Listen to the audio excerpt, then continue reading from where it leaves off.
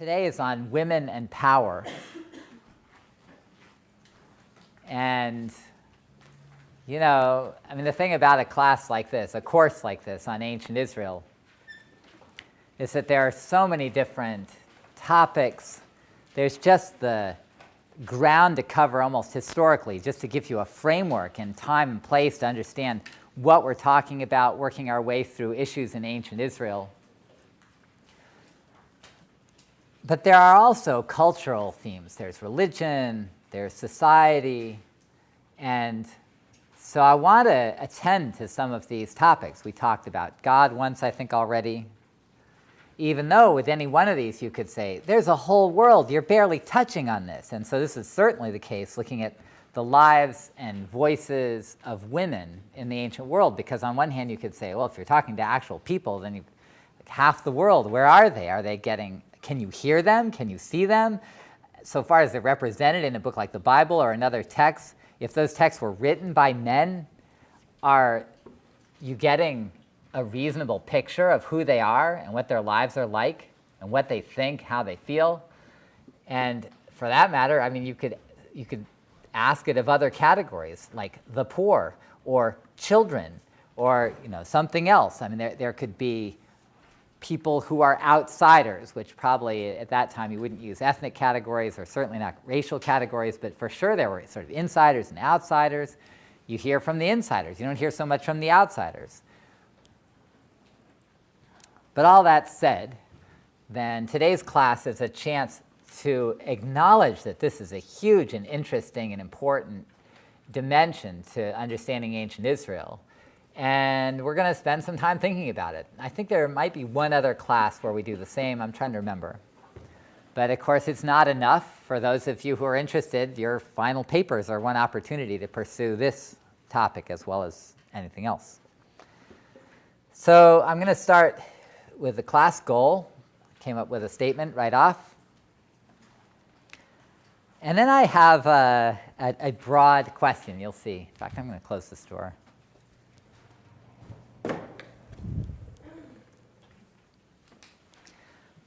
I have a broad question, and then we'll look at two texts, mainly one. We're going to look at Judges chapter 5, which is commonly known as the Song of Deborah.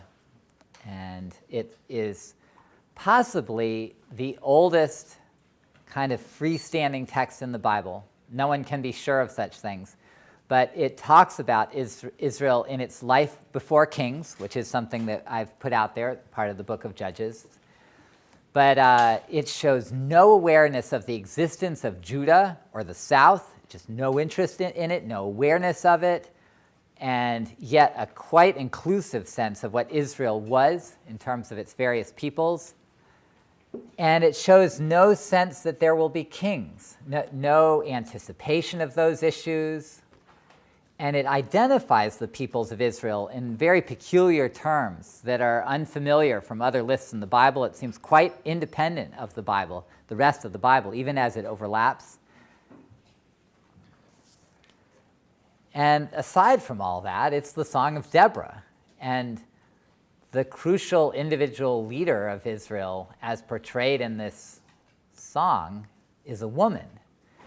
So this puts you in an interesting place, right, to look at women's lives and roles in a text that could be the oldest or one of the oldest parts of the Bible.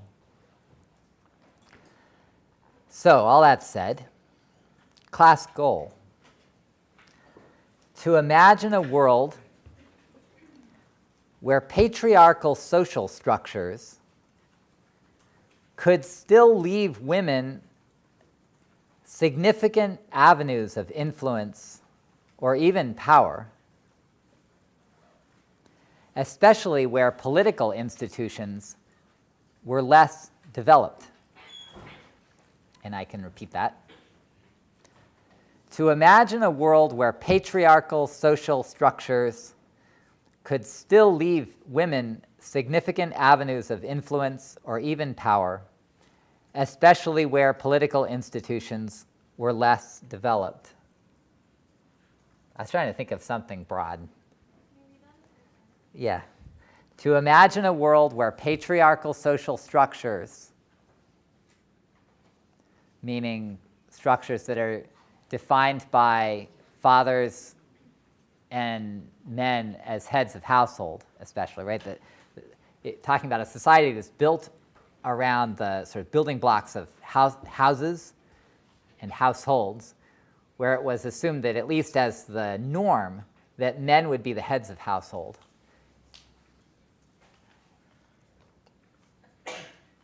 This is what technically is patriarchal. It's not a you can take it as negative or neutral, but at a certain level, it's simply neutral.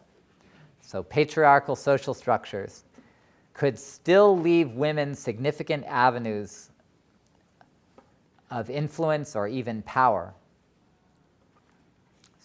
Significant avenues of influence or even power, especially where political institutions were less developed. And what I mean by that is the fixed structures of kings and kingdoms and states. So it appears that where kings take power, courts, administrations, that those have been defined very much patriarchally, or at least, in terms of male roles, male functions and leadership. And it seems like where you get those, that doesn't mean there still is no role for women and no avenue for significant influence or even power, but that women tend to be more highly kind of restricted in those. Just as everything's governed more precisely, women's roles are governed more precisely too, and in the process, certain options are excluded. So when you read the Bible and you get just glimpses of women appearing in different settings, then at least it gives the impression, which anthropology might confirm just from other evidence, that when things are less institutional, there's more freedom for for fluidity in terms of who gets to do things. So here's my warm-up, and we'll see how this flies. I want to start just by asking the women.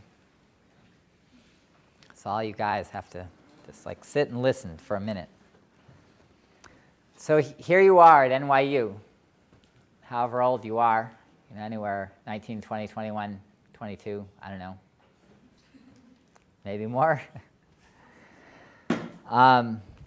Theoretically, you have the same opportunities as all the guys who are sitting with you in this room, right? And I say theoretically in the sense that it's a question for you.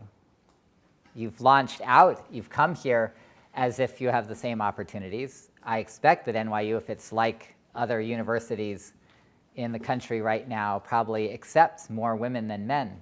Or, if anything, people worry, I think, sometimes in the university world about whether there are so many good women applicants that there's a little bit of a bias against women. I don't know I have no knowledge at all of what's going on at NYU in such cases. But here you are, talented, expecting the same opportunities. So my question for you is, do you? Do you actually have the same opportunities as the men who are in this room? And to take that question further, what could limit your opportunity to be who you imagine, to live the way that you want and choose, to accomplish the things that you would want, or put another way, to accomplish the same things as your male colleagues in this class in the next 20 years of your life? Anybody willing to take this on? Is that a shocking thing to be asked by your professor?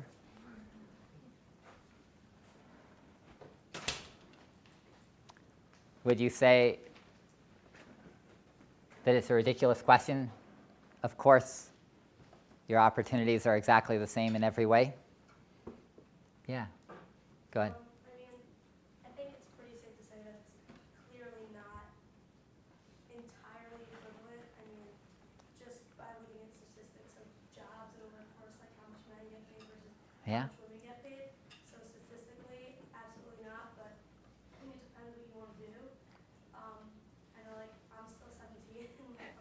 I didn't cover the whole age range, yeah. But like I'm not an adult yet, so I don't have the same realm as anyone who's 18. So like it's different for me. But if you're taking like an 18-year-old man, an 18-year-old woman, or guy, or whatever, Yeah. and you're saying, all right, you both want this internship. I think that's different than saying taking like a 40-year-old man, a 40-year-old woman, and saying, oh, we both want to be president of the United States. Okay. I think they're different things to be comparing, so I think that we have similar opportunities, but not the same because I think age plays a bigger factor sometimes, or social status, or I don't know, I feel like gender is looked at as like this all-controlling thing, but really there are so many other factors in the world that are kind of like Okay. underlying variables. No, this is a really helpful start, right? So you see some of the stuff that she's putting on the table. For one, just to complicate the question, right? You're saying, look, I mean, there's a bunch of different things going on. You're not going to assume that everything is exactly the same for you as a woman, and maybe for each person in here as a person. But of course, one of the things I'm after, it's an interesting conversation to have, I hope. Certainly it is for me to hear you. But sometimes what happens when you start talking about women in another society, or in some abstract academic terms, is that you define this in gendered terms, and you then head off. And especially when you're talking about an ancient society, you say, well, they're not like us, X, right? Either they had it better or they had it worse, especially maybe worse. And then that's the baseline. Like you just type the whole thing. And so one thing I'd like to do with what we're going to do for the rest of today is to open our minds to some version of just what you said for your life now, which is that there may be a lot of things going on. But that's just one reaction. Go ahead. So like on paper, I feel like we're supposed to be equal or have equal opportunities, but I guess in reality, I mean, I feel like I have equal opportunity compared to guys, but I guess like certain like qualities and attributes are associated with like men and some other ones with So, women. yeah. Socially constructed, and I think, I guess to an extent, this could be limiting because I feel like maybe women would have to work extra hard to prove that they might be good at something that's usually associated with. Yeah. I mean, one thing, just listening to you again is, I mean, at least so far as just getting into NYU or being able to come to NYU would be a kind of conditioned opportunity, right? Not everybody gets to do it, and a bunch of women are doing it also, right? And so it's not like, okay, here's one set of doors this far, but go ahead. I was going to say also, it's a different thing of whether women have equal opportunity in society in general, or just looking at NYU specifically, because Yeah. I feel like at NYU, like, I feel like they really do have equal opportunity. Like, there's never going to be like a class that says men only. Right. Or there's never going to be a major that only men can do.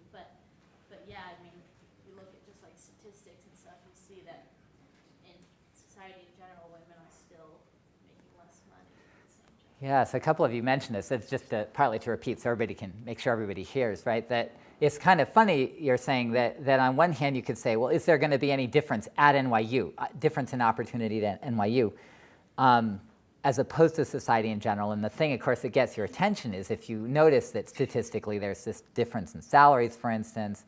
But of course, then that splits into a couple of questions just to notice. Like one is whether you're actually in any way limited, say, just while you're at NYU. But the other is a question of populations. I thought maybe you'd go there, where if you think, all right, now we've already kind of narrowed down out of the American population, those of you who got in here. So for all of you who are here, you will never have another issue like this, right? That it will, and of course, I didn't ask the question that way. I made it very personal, and intentionally so. And so I suppose when you look at those statistics about wages, for instance, you'd probably be kidding yourself to imagine that because you went to NYU, you'd be protected from that, and that whatever you choose to do, you won't in any way be affected, that the statistics for NYU graduates won't have that gender distinction. And so then, I mean, to keep pushing this just a couple more minutes, aside from just the issue of whether such a thing is the case, can you imagine, like, if there is anything that could contribute to some sort of limitation, but not necessarily, again, almost in a technical sense, something that puts women in a position, you as young women, in a position so that over the next 20 years of your lives, that there are options that are not open for you in the same way that they might be for a male colleague. What would those be? Yeah. Go ahead. Well, it kind of sounds archaic, but I think there still is an expectation for them to have kids. And This is not archaic, let me assure you. but it's, yeah, but it sounds. I know it does. I know. Regardless, Well, I think it changes for women if they have to take off work and how far they can get professionally, or do they go through the professional lineup and then have children, and are they too Yep. old to have children? But men don't have to worry about that, and that's always going to be an age yeah. issue. Nope, it's totally. Did you want to follow up? Yeah. Just to add to that, actually, Yeah. I was gonna say something similar. If we had the kind of support from governments, the way our country is run, we could, still have the same kind of opportunity. If you look at socialist countries, they have different programs that Yeah. support women in having children, and things like Yeah. that. So they could still come back to work and have professional careers. Yeah. Okay, another factor. Go ahead. And also going off the whole having children for fun is a huge regret healthcare battle in government. It's kind of moving backwards with how people have that accessibility to be able to have choose programs if you want to have kids, you can do it this way or in that order, and having it available to the whole population instead of class.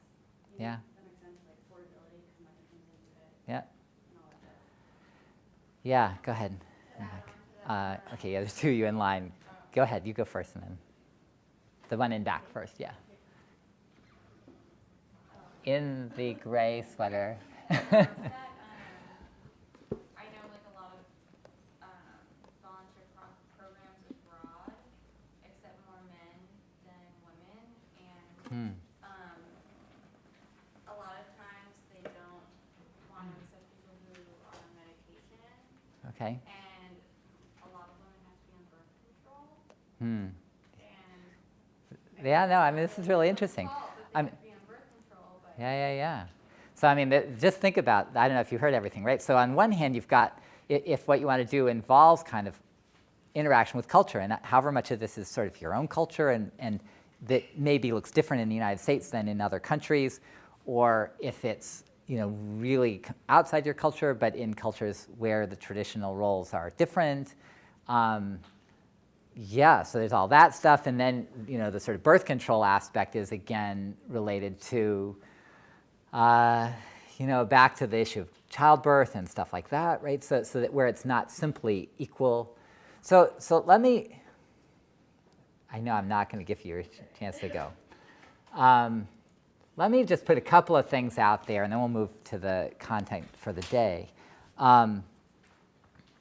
But I was just thinking really briefly, I thought in terms of what I call gendered career paths, and partly, my wife was a math major, one of two when she went to UC Davis in the 70s, out of however many dozens there were, and then worked for Hewlett-Packard at a time when, especially when she came east, she was often the most senior woman, the only woman.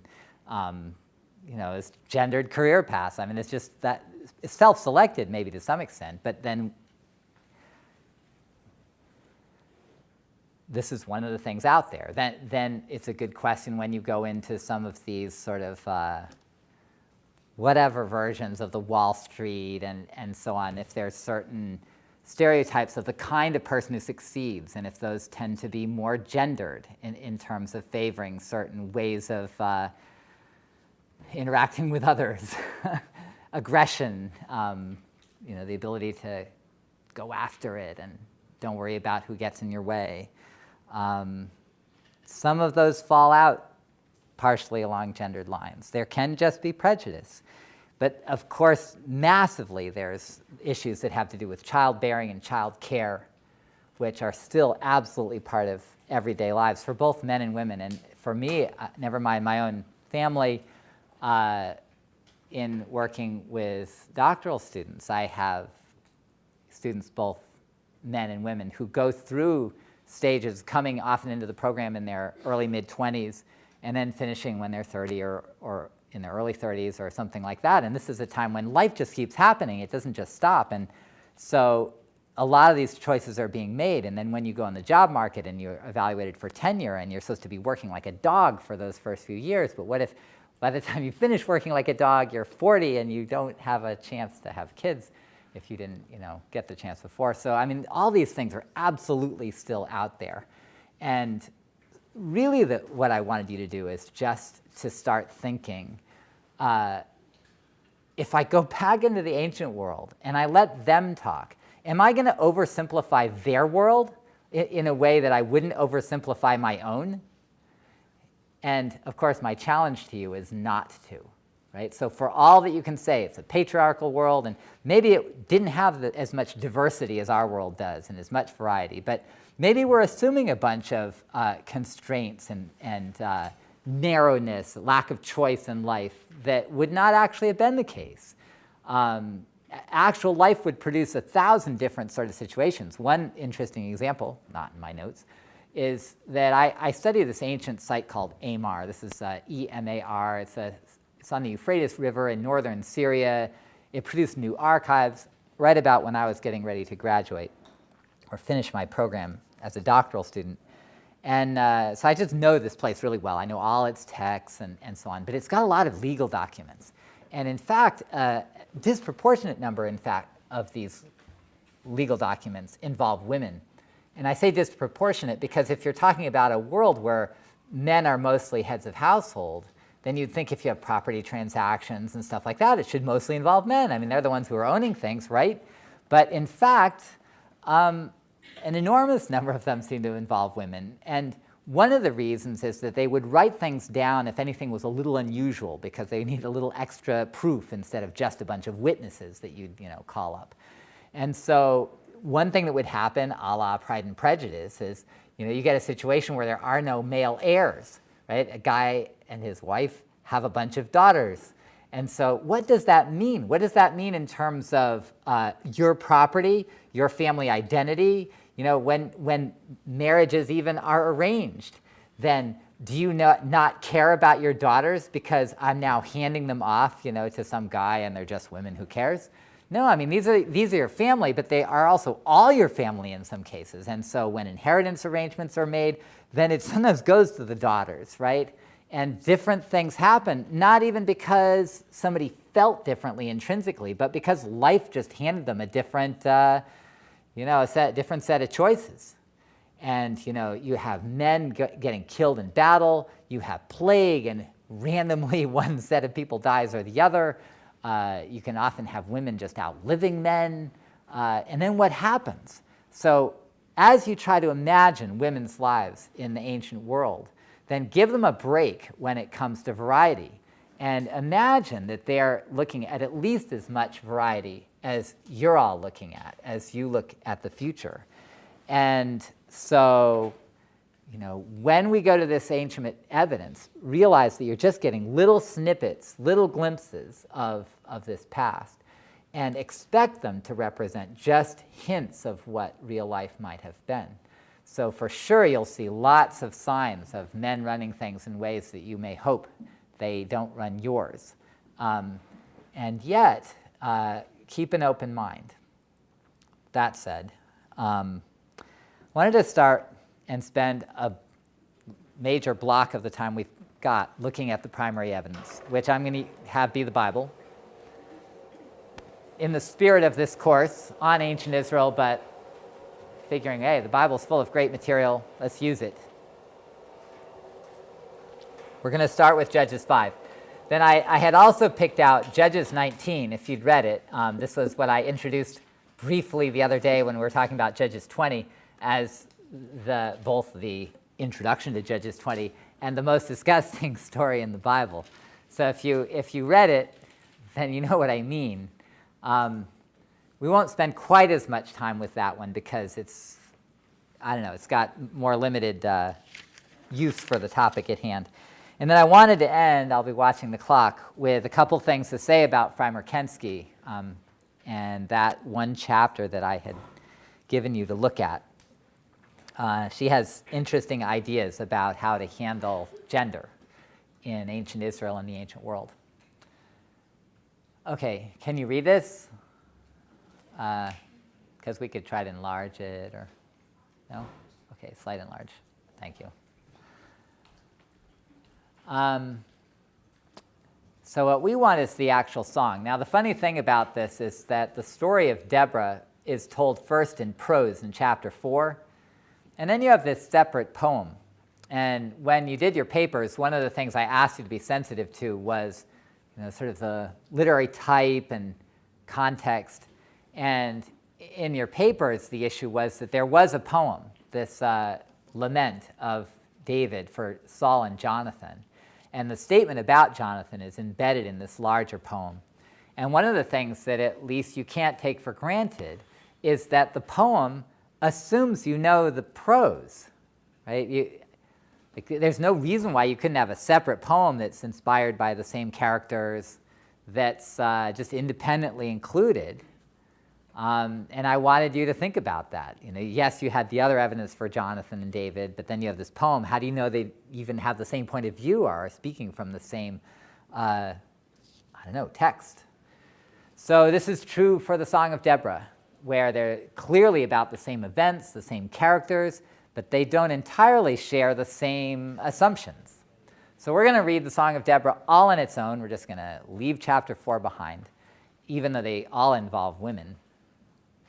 And so I'm trying to figure out where to start. Well, so hang on, don't change yet. But then you can see we're not going to need this page much, right? So it says, on that day, Deborah and Barak, son of Abinoam, sang, when locks go untrimmed in Israel, when people dedicate themselves, bless the Lord, hear, O kings, give ear, O potentates. And if you keep on going, God is praised and there are no women. So let's go to the next page. This is going to have some stuff. So you get to the top of this next page. So after God is done being praised, it talked about God coming from the mountains, and he's ready for war. And now we're going to get the occasion.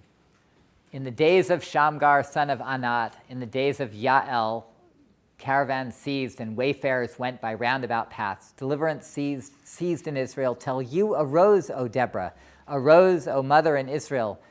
When they chose new gods, was there a fighter then in the gates? No shield or spear was seen among 40,000 in Israel. Meaning, evidently, before she showed up, right? My heart is with Israel's leaders, with the dedicated of the people. Bless the Lord. And then it goes on. Let them chant the gracious acts of the Lord, his gracious deliverance of Israel. And then finally down here, awake, awake, O Deborah, awake, awake, strike up the chant, arise, O Barak, take your captives, O son of Avinoam. Then was the remnant made victor over the mighty, the Lord's people won my victory over the warriors. And from here, then, it goes into describing a battle and the preparations for it. And this is what makes historians of ancient Israel so excited about this text, because it has a list of the people that participate that give you a sense of who they imagine Israel to be. So it starts with Ephraim, and then goes to Benjamin, and then it has somebody called Machir, who's not on the list of anybody's tribes. Then you have Zebulun, Issachar, and you have reference again to Deborah and Barak. And then Reuben, so then if I pause, right, all of those are said to have joined up to fight. But then it says, among the clans of Reuben, that's the firstborn. Remember this from way back when we did Genesis? These should be names that look familiar. Reuben was the firstborn. Among the clans of Reuben were great decisions of heart. Why then did you stay among the sheepfolds and listen as they piped for the flocks? Among the clans of Reuben were great searchings of heart, apparently that didn't result in coming to fight. Gilead tarried beyond the Jordan. Now there's an important region. It's what's modern Jordan. It's in the east. And they stay over there beyond the Jordan River.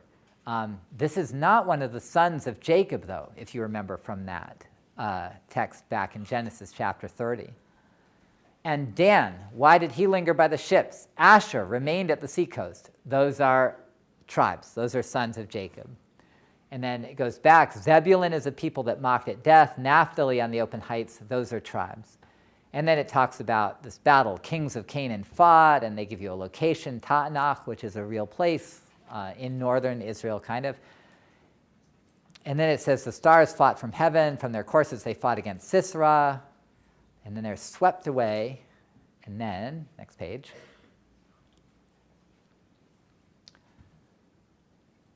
Then we get this place called Meroz, which is, who knows, it got cursed pretty effectively because nobody has any idea what it is. It's never mentioned anywhere else in the Bible. Curse its inhabitants because they came not to the aid of the Lord. Well, neither did those other 4 places, Reuben, Gilead, Dan, and Asher. They didn't come and they didn't get cursed. So what's it with Meroz? Well, nobody really knows. So after that line, we have a final section that goes like this. Most blessed of women be Jael, wife of Heber the Kenite. Most blessed of women in tents, he asked for water, she offered milk. What a nice woman. In a princely bowl she brought him curds. Her left hand reached for the tent pin, her right for the workman's hammer. She struck Sisera, crushed his head, smashed and pierced his temple. At her feet he sank, lay outstretched. At her feet he sank, lay still. Where he sank, there he lay, destroyed. There you go, that's Jael. A model for us all. Rather be her than Sisera, right? And then finally, through the window peered Sisera's mother. Behind the lattice she whined. Actually, that translation is probably a little bit adventurous, but it's clever. Why is his chariot so long in coming? Why so late the clatter of his wheels? The wisest of her ladies give answer. She too replies to herself, they must be dividing the spoil they have found, a damsel or 2 for each man. Spoil of dyed cloths for Sisera, spoil of embroidered cloths, a couple of embroidered cloths, round every neck as spoil. And that's it for Sisera's mom. And then it just rounds it out with, may all your enemies perish, O Lord. And there's your song. What do you think? You like it? It's old stuff. So it's colorful. And I've got some questions for you about it. So first of all, what's it for? What's it for? So before we sort of look at the women, you can see there are women in this. In fact, for the oldest piece of writing in the Bible, it's got women all over it, right? This is really interesting. But what's it for? Yeah, go ahead. Celebrates their victory. Okay, so here's category 1, good place to start, at least to celebrate their victory. But when you say that, then the question is, what do you mean, right? It's a fork in the road in terms of choices. One would be that it would have been written right after it happened to celebrate it at that time, and that's it, right? I mean, it has no real use after that. Accidentally got saved or something. But of course, it ended up in the Bible and being used as part of the whole story of this thing that happened. So, then the question is whether it celebrates it in some kind of ongoing sense, right? So it's this after the thing's over. And if it was used in an ongoing sense, then I have the same question again. What is it? Why would you remember this? And why would you remember it in this way? So it's a good start. Got another idea? What's this for? Imagine if you repeated it over the ages. How else is it going to get saved? Even if it's just in oral form for some long period of time, and you repeat it, would you just hum it to yourself when you went to bed at night, right? But of course, remember, well, so how do you remember texts? How do they become important or normative? Usually because they're remembered in groups, right? So if you imagine that people are going to get together to repeat this, what are they getting together for? This is not a trick question. I actually don't have a totally good answer. I've heard a lot of debates about it. Yeah? It obviously has something to do with women, appreciating women. So, that's a good question. You said it has something to do with women. So, we can hum the Jael part and sort of say, okay, be like Jael. And guys, watch where you lie down to sleep at night. So I mean, one funny thing about that, of course, is that the women are really part of the last part, right? But of course, that happens, if you took off from verse 24 down, then where are the women? Just Deborah, right? And that's important, but she's only in a couple of lines. Well, I won't pursue it, but I mean, for instance, one angle that has attracted people's attention is the fact that it lists all of these participants and non-participants. It seems to have some desire to cover Israel systematically, and it's got this fascinating combination of 6 groups that are approved because they come and fight, and 4 groups that are reproved because they refuse to come and fight. But they're not cursed like Meroz, and everybody knows that they're part of future Israel. And so people have wondered whether this is part of like a mustering kind of tradition. You know, don't be like Reuben way back in the day, but, you know, come this time. It's a little bit uncertain. The celebratory aspect makes sense, but at least think about this, right? Also remember, we don't have to go back to that page, but the first page was really a kind of a hymn. It focused on Yahweh and his fighting on behalf of his people, and you should imagine that it would have this use as a hymn, as something that you'd use in religious service, as praise to the God Yahweh, God of Israel. All right, so leaving that aside, but at least wanting you to be aware of this, let's get down to the women. All right, so who are the women? Easy question. Who are they? If we want to talk about women in connection with this, don't be afraid to be obvious. Deborah and Jael, is that it? So we've got 2? And sister's mother, right? So we've got 3. Yeah, this is best. Do it as a group, right? So we've got 3 women.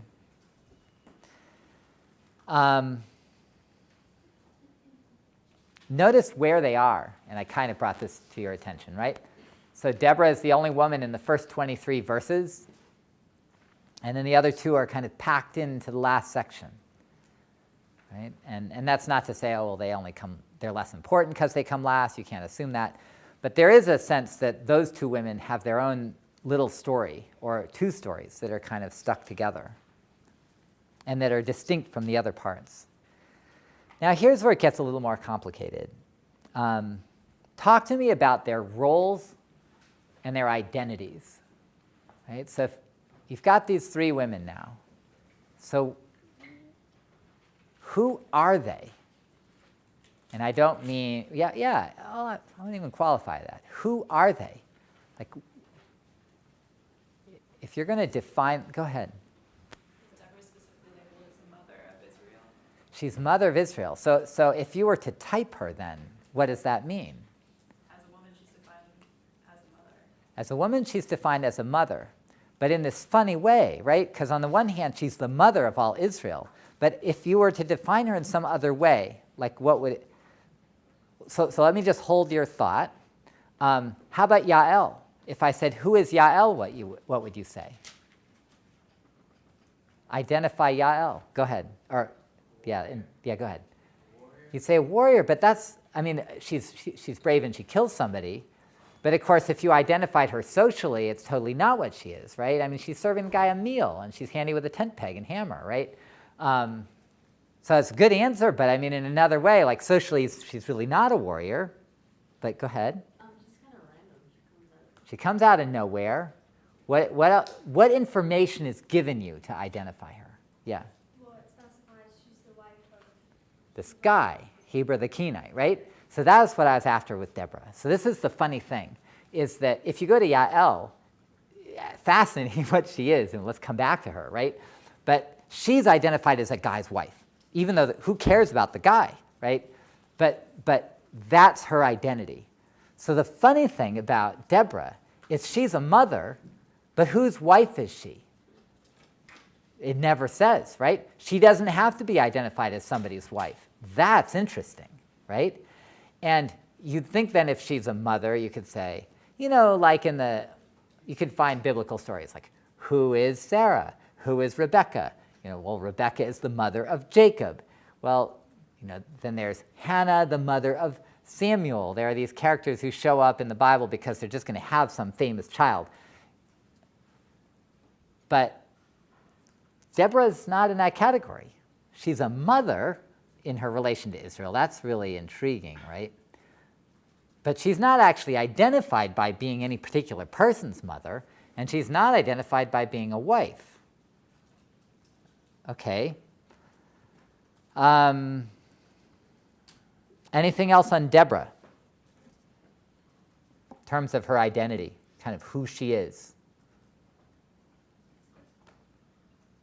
There's this line. Can we go back? Yeah, thanks.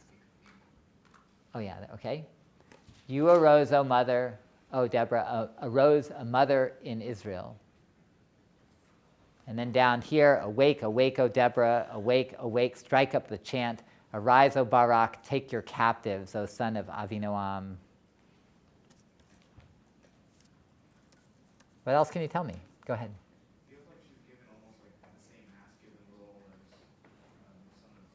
as As this Barak. even though she's a woman, he's a guy, there's no gender specification between the two. Okay, so this is an important place to start. They're paired, and paired in responsibility for leading Israel in some way. What else, if you pull that apart, can you tell anything else you can discover in this? This is a little bit the model for how I want you to do your research, right? Like take everything a step further. There's more information here if you dig. Go ahead. I have a different version here. It says the princes of Issachar were with Deborah. Okay. You know, it's close enough. Issachar's chiefs were with Deborah. Is that As Barak, so was Issachar, right? So they're mentioned in a pair again, but that's, so what do you think that means when it talks about their princes or chiefs being with her? maybe she was from that tribe? That's a good question, although it mentions them both in that connection. It's a very good question why they're the ones that get that repeated reference. But at least it would take me back to this line here, where there's a kind of call to fight that's rooted in their leadership. And for some reason, Issachar in particular is said to respond to both of them, right? You know, to join. So, anybody notice the order? Deborah is always first. Is that what you'd expect? Yep. Leadership, let's put the woman first. It's just obvious women are probably the ones making the decisions. Put the guy afterward. Is this what you would expect in your picture of ancient culture? Maybe not, right? So if you go with that, so if Deborah's always first, is there something else that kind of at least goes with that pattern? Yes. What else goes with that pattern? Look in the opening lines. Who's the only one that gets individual mention? Deborah, right? It's only till Deborah arose as a mother in Israel that everything's okay. You get the impression that Barak is the add-on, just as a text. Okay. How about Jael?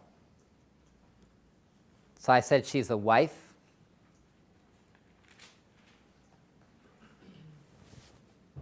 She's not a warrior professionally. She's in this household.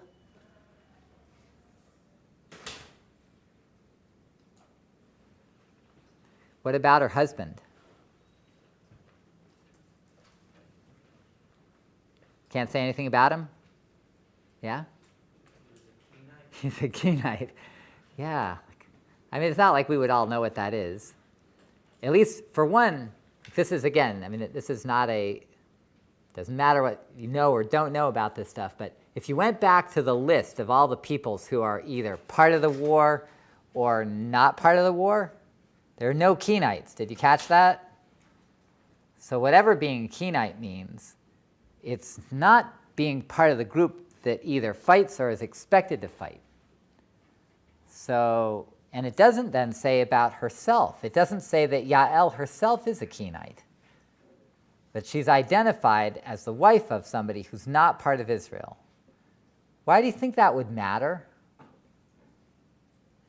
Yeah, go ahead, have another try. I guess if she's not related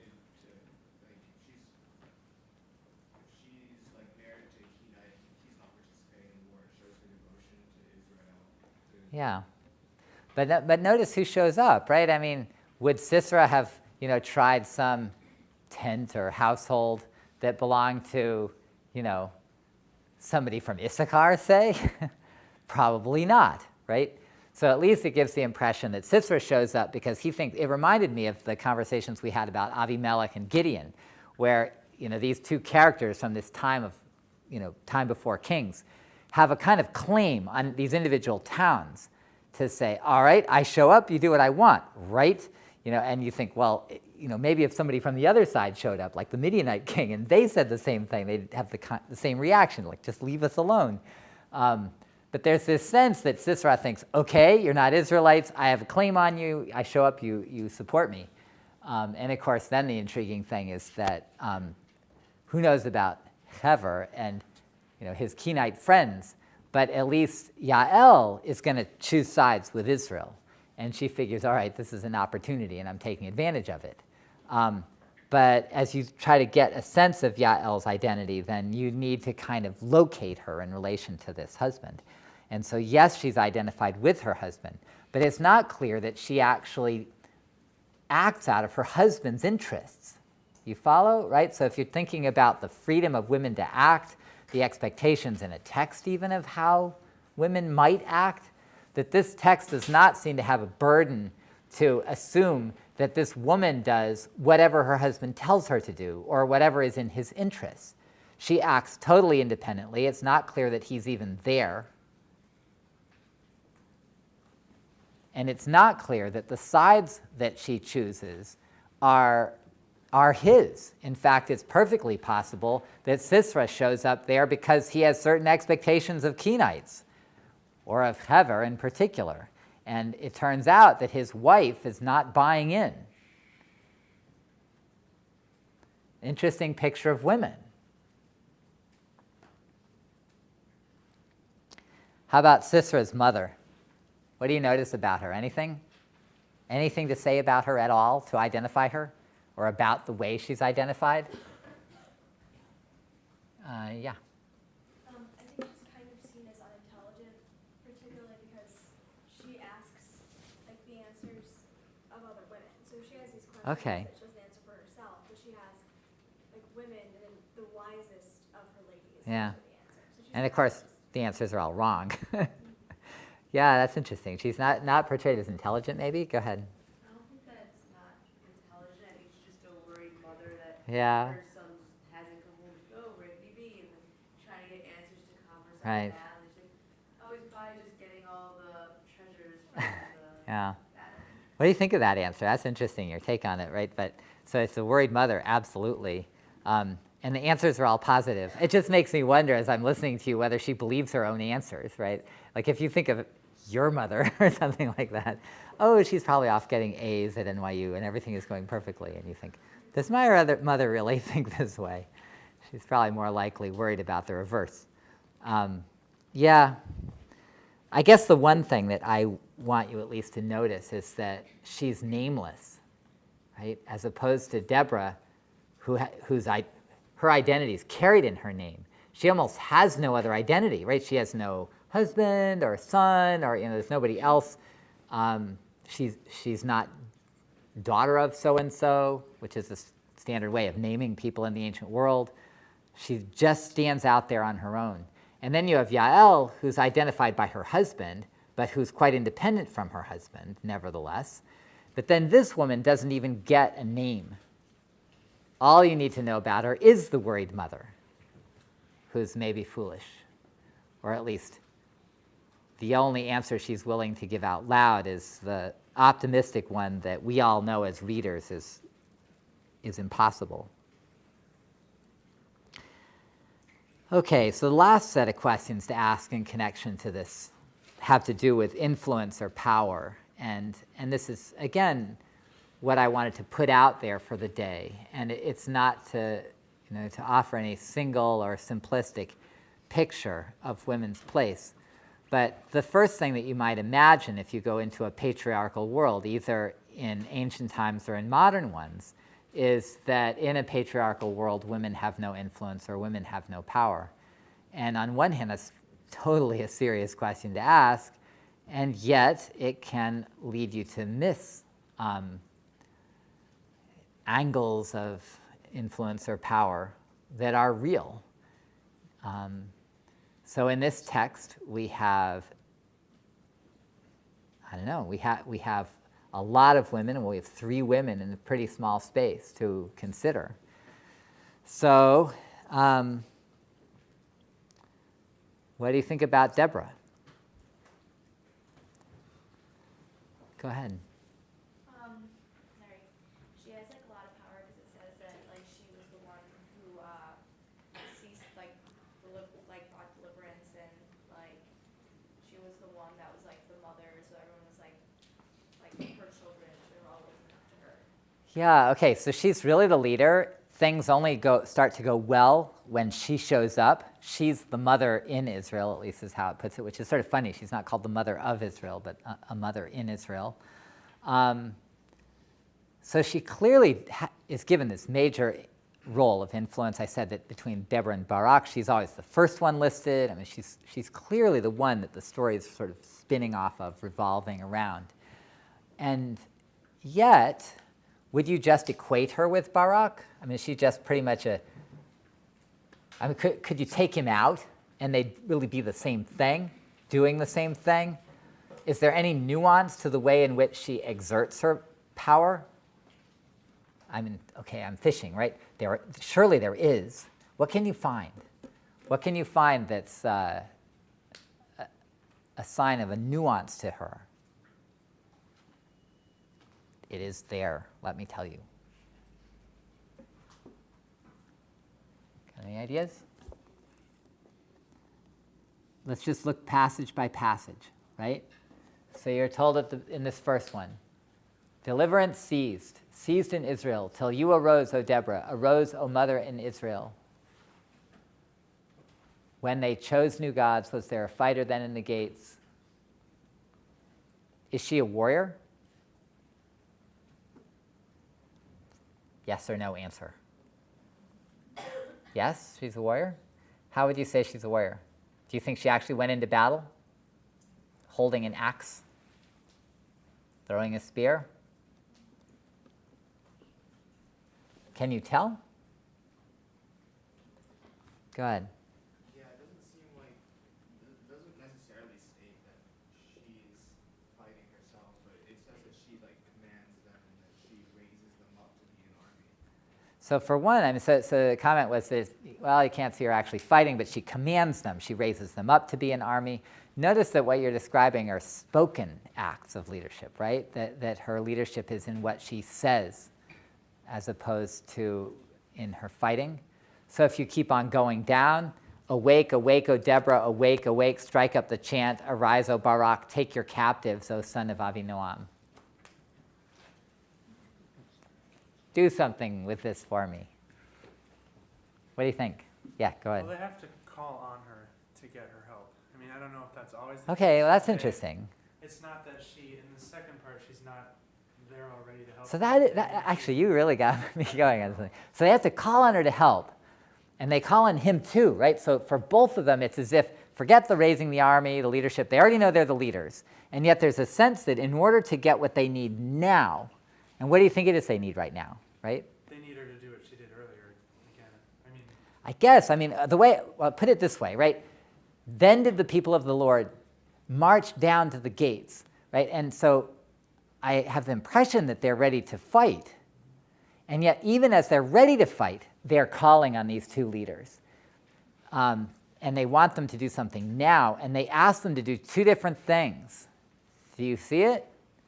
Right? So they ask her, strike up the chant, and they ask him, take your captives.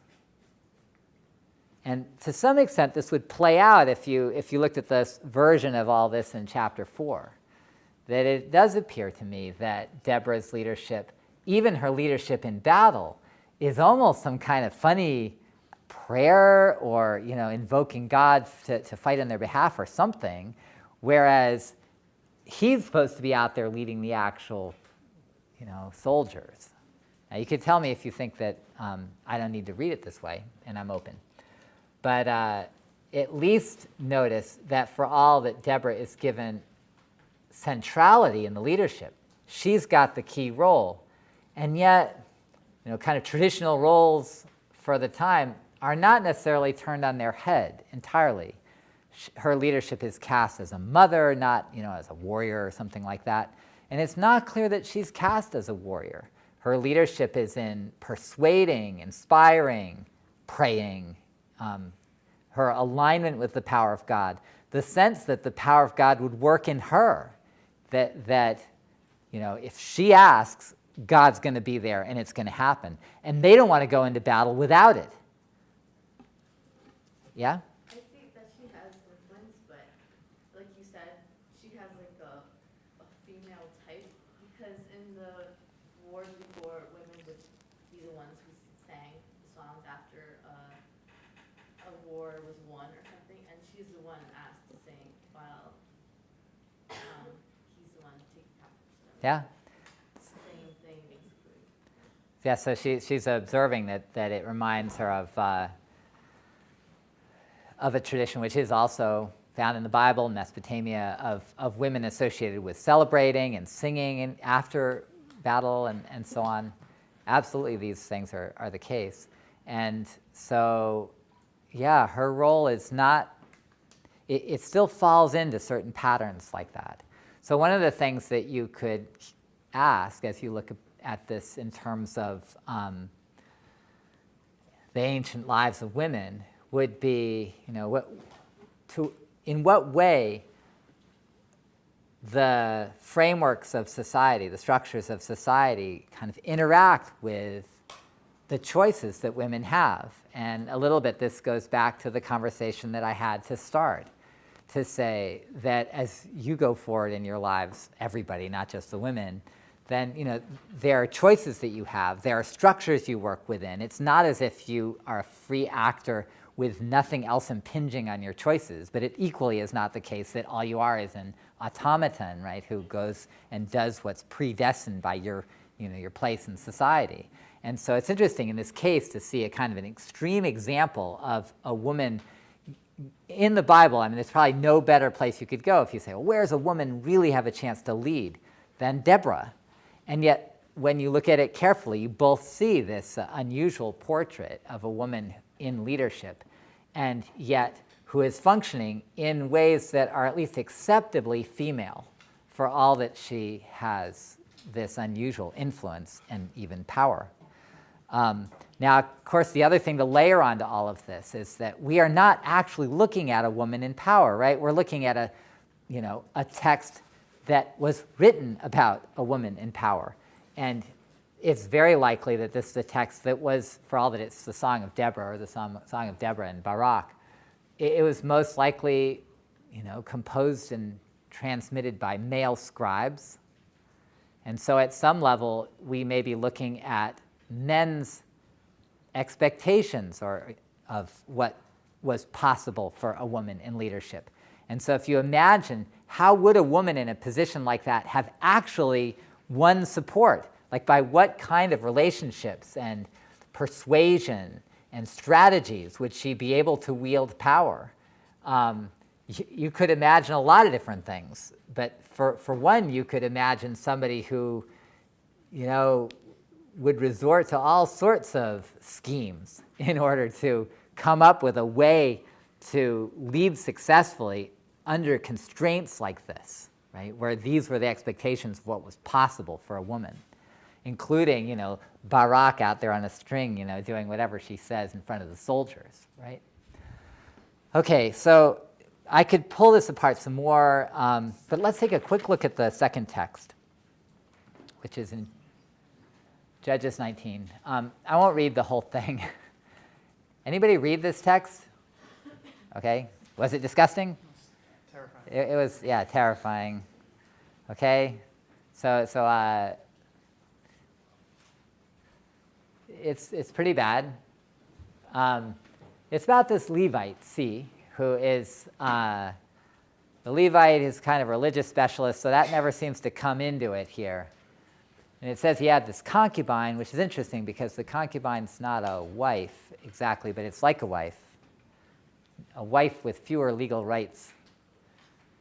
But it says, once his concubine deserted him, leaving him for her father's house in Bethlehem in Judah, and she stayed there for a full 4 months. Then her husband set out with an attendant and a pair of donkeys and went after her to woo her and win her back. She admitted him into her father's house, and when the girl's father saw him, he received him warmly. So they have this like several-day party, and everything seems to be arranged. She's going to go back with him. But there's this confusion over when exactly to leave, and the Levite seems kind of pig-headed, so that even when it gets late in the day one day when he was going to leave, then the father-in-law says, look, the day is waning toward evening. Do stop for the night, right? Just stay. The day's declining, spend the night here. But the man refused to stay, so he takes off, even though it turns out to be kind of dangerous to be out traveling. And he says, I'll go to Gibeah, which is what's going to end up being Saul's capital as the first king of Israel, and decides not to go to Jerusalem, which is, up there when it says the town of the Jebusites, Jebus, that is Jerusalem, up in verse 10, which is also kind of funny because that's going to be the capital of David, of course. And so he says, Gibeah's got to be a better place to go, which turns out to be the wrong answer, right? Gibeah is not a good place to go. The Gibeahites, I guess, treat him like the men of Sodom did with Lot and his family in the story in Genesis 19. And so they, it's a little longer story than that, but they get, even when they're taken into this household, the men of the town, a depraved lot, had gathered about the house and were pounding on the door. They called to the aged owner of the house, bring out the man who has come into your house so that we can be intimate with him. And the owner of the house went out and said, please don't commit such a wrong. Look, here is my virgin daughter and his concubine.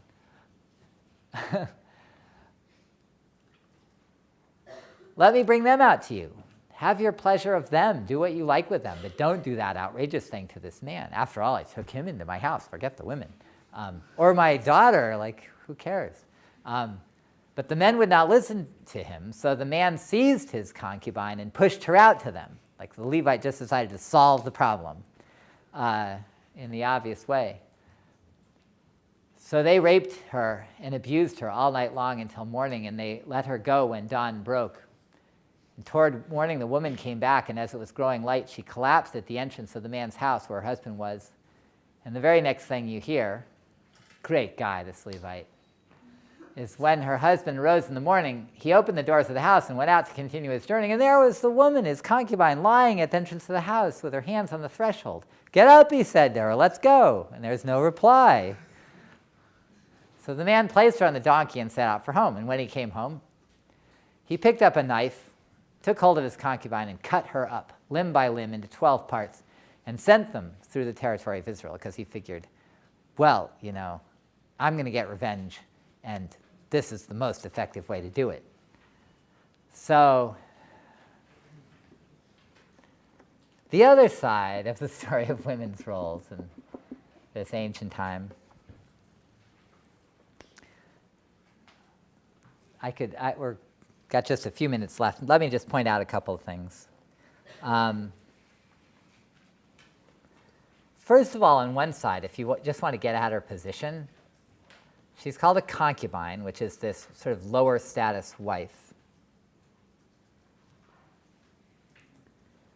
But this line, if you can go back, Mari, to the other page, when it says, his concubine deserted him, leaving him for her father's house. There's a translation choice.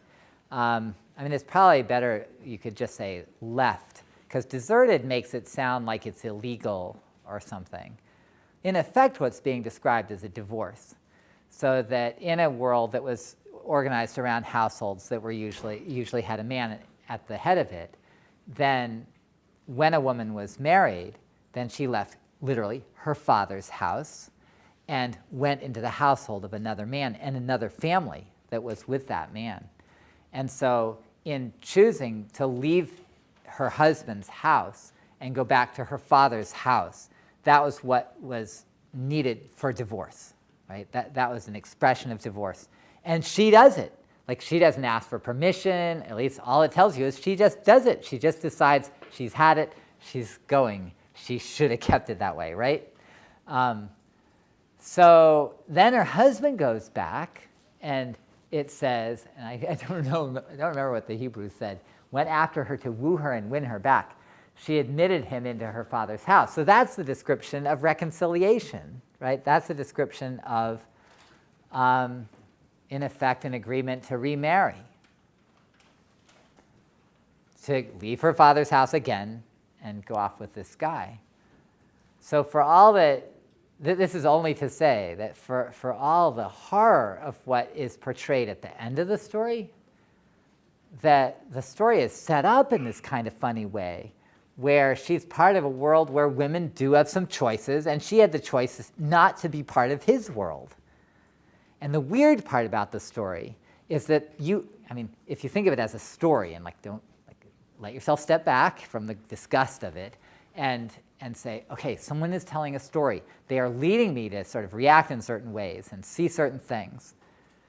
They're allowed to have some distance from this story, the writer, the storyteller. And they are surely on purpose creating that disgust in us. And yet they've set this woman up, the writer, to see her as a woman who has choice.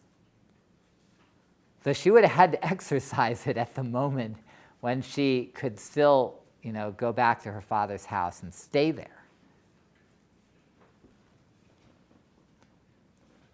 So then you get to, the part after that, which is where, he has the power to put her in the hands of men who will kill her and torture her before.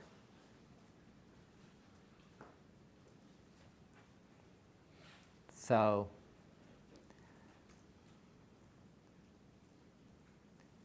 I guess I want you to hold both of those together in your mind in picturing these kind of extremes of a woman's life in this ancient setting. And yet I guess the one thing at least to put out there is that it's possible that the writer wants you to be disgusted and wants you to feel that this man I don't think the writer's even focused on the woman, but he wants you to see this man as behaving wretchedly at almost every level, stupidly and wretchedly at almost every level. And what if you think, well, okay, why couldn't you cut up a woman to have her, send her body parts around to, raise a muster? Well, this is actually making fun of a story that comes up a little later where Saul is said to cut up 2 oxen in order to send their parts around to muster Israel to battle. And so instead it has this guy, the Levite, cut up his concubine to do the same thing. When even in this ancient setting, what would you do? She would deserve a burial. At least she's had this horrible, horrible torture and death. She would at least deserve to be buried and respected. This is the last thing you would do with any human body in treatment of it after death. So, well, I've killed the time that I could have had to talk about Freimer-Kensky. I'm just going to let it go. I had some notes. What I wanted to cover especially was this material from Judges, and to give you a sense of the kind of complexity both of women's actual lives in this ancient world, of the patriarchal structures and the possibilities for bad and for good in it. And hope it whets your appetite to see what's out there. See you Monday.